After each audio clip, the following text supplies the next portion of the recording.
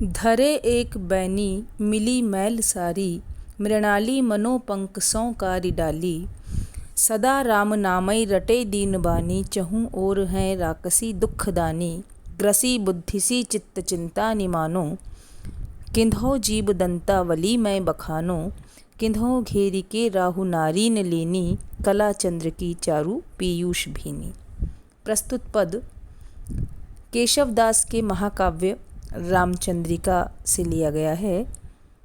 प्रसंग यह है कि जब हनुमान सीता माता की खोज करते हुए लंका में पहुंच जाते हैं और लंका में भी जब वे अशोक वाटिका में जाते हैं तो वहाँ उन्हें सीता के दर्शन होते हैं और सीता का प्रथम दर्शन करते ही सीता की वियोग के कारण जो दुरवस्था है उसका चित्रण यहाँ हनुमान कर रहे हैं।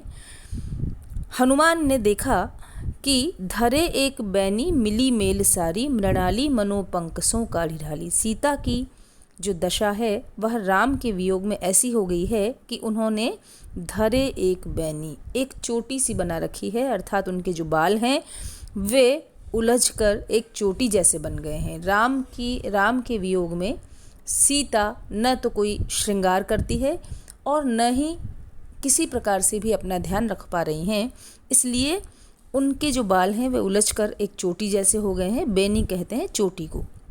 मिली मैल सारी, और जो साड़ी पहन रखी है उन्होंने वह भी मैल से युक्त हो गई है, चूँकि जब से सीता लंका में गई है उन्होंने वही साड़ी धारण कर रखी है।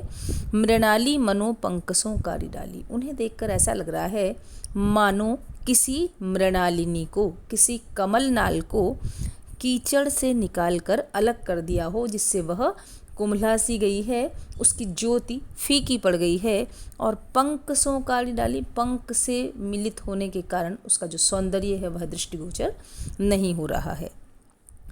सदा राम नामई रटे दीनवानी, वहाँ बैठकर सीता निरंतर एक ही भाव से, एक ही तरह से राम नामई रटे, सिर्फ राम के नाम को रट रही है। किस तरह से?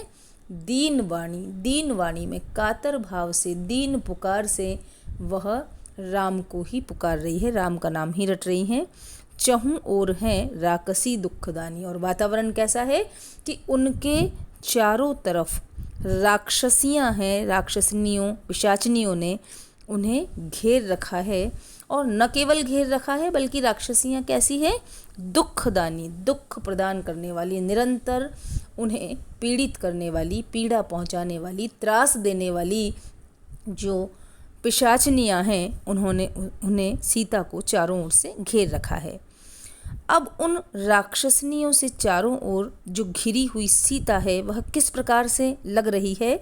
ग्रसी बुद्धि सी चित्त चिंता नहीं मानो, ऐसा लग रहा है मानो चित्त की चिंताओं ने विमल बुद्धि को घेर लिया है। जब चित्त की चिंताएं विमल बुद्धि को घेर लेती है तो बुद्धि किंग कर्तव्य विमूढ़ सी हो जाती है। ठीक वैसे ही किंग कर्तव्य विमूढ़ सी सीता उस अशोक वाटिका में बैठी हैं।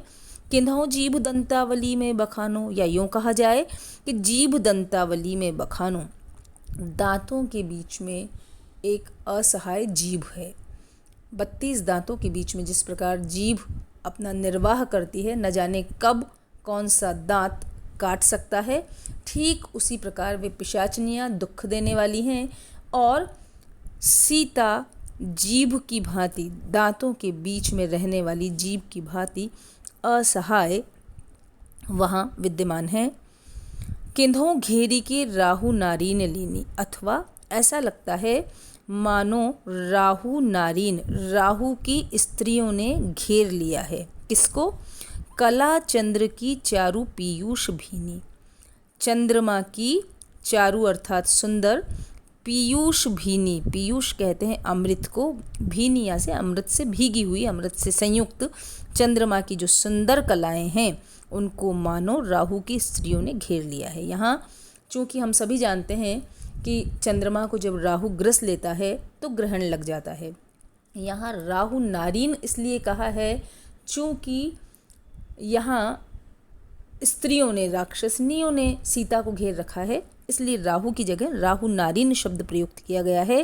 तो ऐसा लग रहा है जैसे राहु की स्त्रियों ने अमृत युक्त चंद्रमा की कलाओं को घेर लिया है, और जब चंद्रमा की कला को घेर लिया जाए तो चंद्रमा पे ग्रहण की छाया पड़ जाती है। इसी प्रकार सीता के मुख पर राम के वियोग जन्य दुख की ग्रहण की छाया है, वहाँ प्रसन्नता का किंचित मात्र भी प्रसन्नता दृष्टिगोचर हमें नहीं होती है।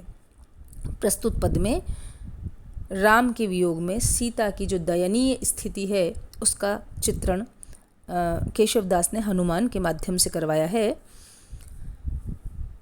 अनुप्रास अलंकार पद में यत्र तत्र हमें देखने को मिलेगा, जहाँ जहाँ वर्ण की आवृत्ति हो रही है। ग्रसी बुद्धि सी चित्त चिंता नी मानो, मानो जो शब्द है या ऊपर भी है, मृणाली मनो पंक्तों काट डाली, मनो मानो जनो जानहु जो शब्द है वह वहाँ उत्प्रेक्ष्य अलंकार है। संदेह अलंकार भी है, किन्हों जीव दंतावली में बखानो, किन्हों घेरी के राहु नारी। ऐसा लगता है ऐसा है अथवा ऐसा है, जहाँ संदेह की स्थिति बनी रहती है, उपमेय है कि उपमान है, उपमान है कि उपमेय है, ऐसी स्थिति में संदेह रहता है। तो किन्हों जो शब्द है वह संदेहवाचक है, अतः यहाँ संदेह अलंकार भी है और सीता की स्थिति का चित्रण किया गया है।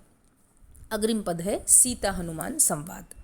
कर जोरी कयो हों पौन पूत, जिय जननी जानी रघुनाथ दूत। रघुनाथ कौन दशरथ नंद, दशरथ कौन अज तनय चंद, के ही कारण पठिए यही निकेत, निज देन लेन संदेश हेत। गुण रूप शील शोभा सुभाऊ, कछु रघुपति के लक्षण बताओ। जब सीता का प्रथम दर्शन होता है और उसके बाद हनुमान अपनी उपस्थिति सीता के सामने प्रस्तुत करते हैं, तो सीता चूँकि ऐसे प्रदेश में रह रही है जहाँ राक्षसों को विभिन्न प्रकार के रूप धारण करना आता है, इसलिए हनुमान को देखकर भी एक बारगी उसे विश्वास नहीं होता कि ये बंदर का रूप लिए हुए जो व्यक्ति है वह राम का दूत हो सकता है, और इसीलिए वह पूरी तरह से जांच पड़ताल करना चाहती है, पूरी तरह से आश्वस्त होना चाहती हैं कि क्या यह वास्तव में राम का दूत है। यहाँ सीता की विवेकशीलता के भी दर्शन होते हैं हमें। सीता हनुमान संवाद है। जब हनुमान सीता से मिले तो कर जोरी कहो, हाथ जोड़कर हनुमान ने कहा, हों हों यानी मैं पवन पूत, मैं पवन का पुत्र हनुमान हूँ। जिय जननी जानू रघुनाथ दूत, हे माता आप अपने मन में मुझे रघुनाथ का दूत समझिए, मैं रघुनाथ का संदेशवाहक हूँ, दूत हूँ, सेवक हूँ। सीता को अचरज होता है कि यहाँ कोई वानर इन राक्षसों से भरी लंका में भला कैसे आ सकता है, इसीलिए वे प्रश्न करती है। यहाँ पूरे पद में प्रश्नोत्तर शैली या संवाद शैली है, जो कि केशव की काव्य कला की बहुत ही अन्यतम विशेषता है। संवाद उनके जैसे अन्यत्र हमें अन्य कवियों के काव्य में हमें बहुत कम देखने को मिलते हैं। तो सीता प्रश्न करती है, रघुनाथ कौन, कौन रघुनाथ, किन रघुनाथ की बात कर रहे हो। दशरथ नंद, एक ही पंक्ति में प्रश्न भी है और उत्तर भी है, संवाद है, आपस में बातचीत चल रही है। और केशव के काव्य की यह जो नाटकीयता है, उनके काव्य की अपनी विशेषता है। रघुनाथ कौन, रघुनाथ कौन है, जवाब मिलता है हनुमान की तरफ से, दशरथ, दशरथ के पुत्र। दशरथ कौन, कौन दशरथ, अज तनय चंद्र, चंद जो चंद्रमा के तुल्य उज्जवल कीर्ति वाले राजा अज के पुत्र है। एक तरह से यहाँ राम की वंशावली का भी बखान हो गया है कि ही कारण पठिए यही निकेत, तुम्हें किस कारण के लिए यही निकेत, इस घर में, इस लंका में किस लिए भेजा है राम ने। निज देन लेन संदेश हेत, हनुमान भी उतनी ही चतुराई से उत्तर देते हैं जितनी विवेकशीलता से, बुद्धिमत्ता से सीता के द्वारा प्रश्न किया जा रहा है, हनुमान भी उसी बुद्धिमत्ता से उत्तर देते हैं कि निज स्वयं का संदेश देने के लिए और लेन संदेश, आपका संदेश लेने के हेतु मुझे राम ने यहाँ भेजा है। गुण रूप शील शोभा सुभाव, कछु रघुपति के लक्षण बताओ। लेकिन फिर भी सीता हनुमान पर सहज विश्वास नहीं करती। वह कहती है कि कछु रघुपति के कुछ गुण, रूप, शील, शोभा और स्वभाव के बारे में, उनके लक्षणों के बारे में कुछ बताओ, तब मैं विश्वास कर पाऊंगी कि तुम सचमुच राम के दूत हो। क्योंकि यदि तुम यह बताने में सफल हुए कि राम में क्या गुण है, राम का स्वरूप कैसा है, शील सौंदर्य कैसा है, उनका स्वभाव कैसा है।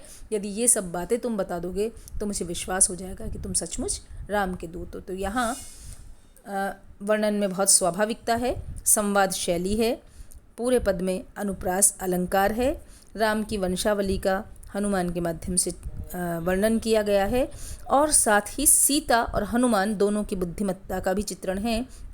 केशव की अनुपम संवाद शैली या प्रश्नोत्तर शैली का यह उत्तम उदाहरण है।